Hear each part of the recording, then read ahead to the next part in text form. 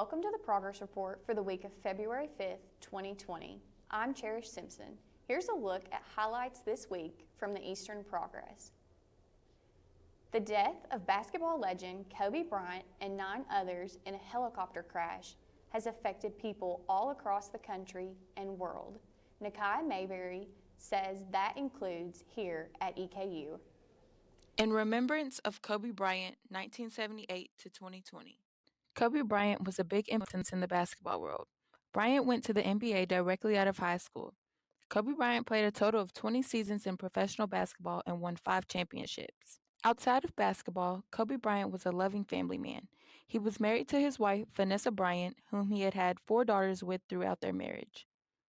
On January 26, 2020, Kobe Bryant, along with 8 other people, tragically died in a helicopter crash. The 9 passengers who were on the helicopter were Bryant, his daughter Gianna Bryant, Peyton Chester, Sarah Chester, Alyssa Altobelli, Carrie Altobelli, John Altobelli, Christina Mazur, and the helicopter's pilot, Araya Zobayan.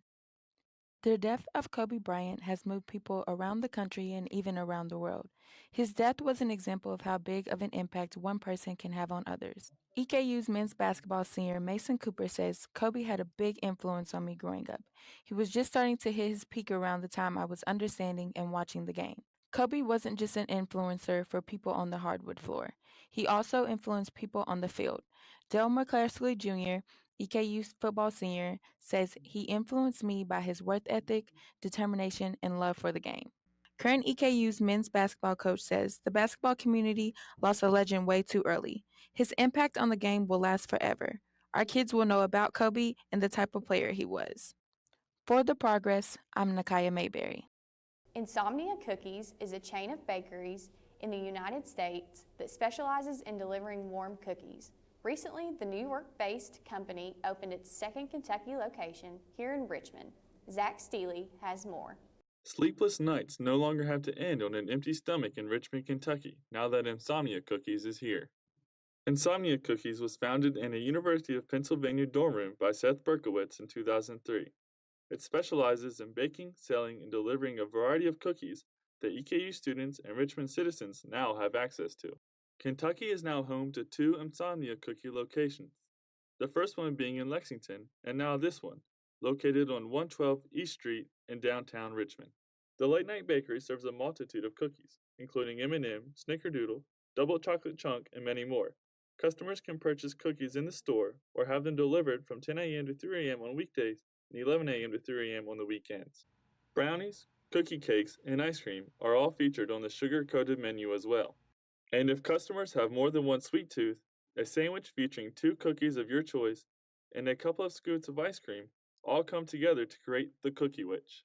Tiffany Cusick has been working at Insomnia Cookies since it opened on February 1st and has enjoyed her time so far. I'm Tiffany. I've been working here since it's open. It's really fun. It's been busy, but I enjoy it a lot. Whether you're in the mood for a post-lunch crunch or looking to satisfy your midnight munchies, Insomnia Cookies has you covered. For the Eastern Progress, I'm Zach Steele. After more than a year of work, renovations have been completed on Middle Pal.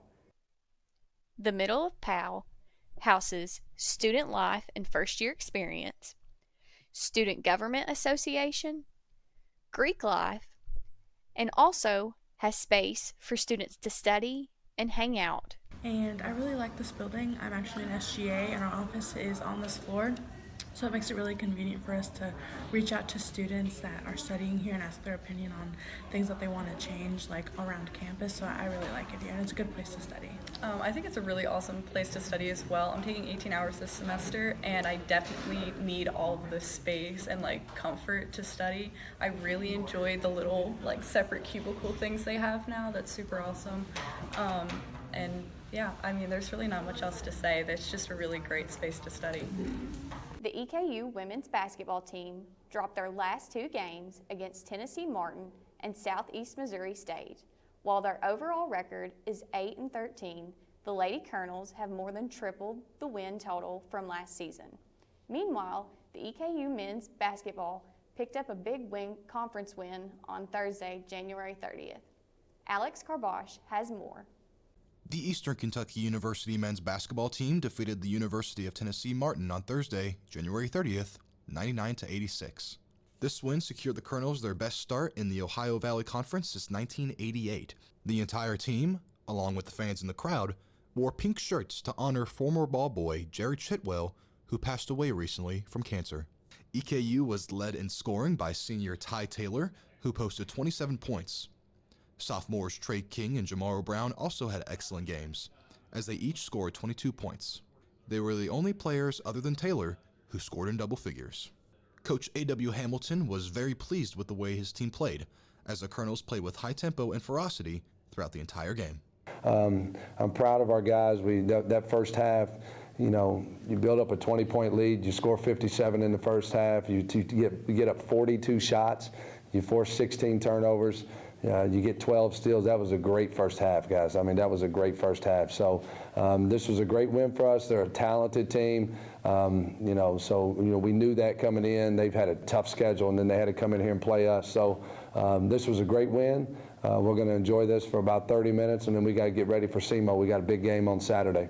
The Colonels now sit at third in the OVC and look to catch Austin Peay and Murray State, who are currently tied for first. For the Eastern Progress, I'm Alex Karbosh.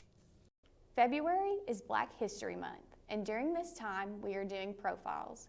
The Progress Report will present profiles on African Americans who have had an impact on American society. Allison Barger has a look at the Queen of Soul, Aretha Franklin.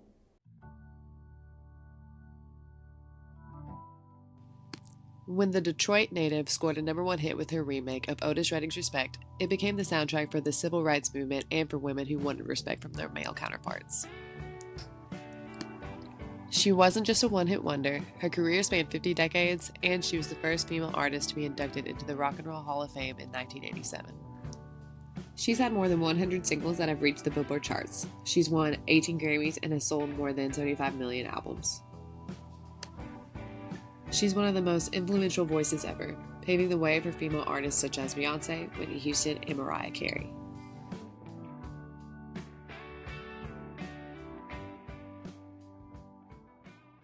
For more information on these stories and more, pick up a copy of the Eastern Progress or go to www.easternprogress.com.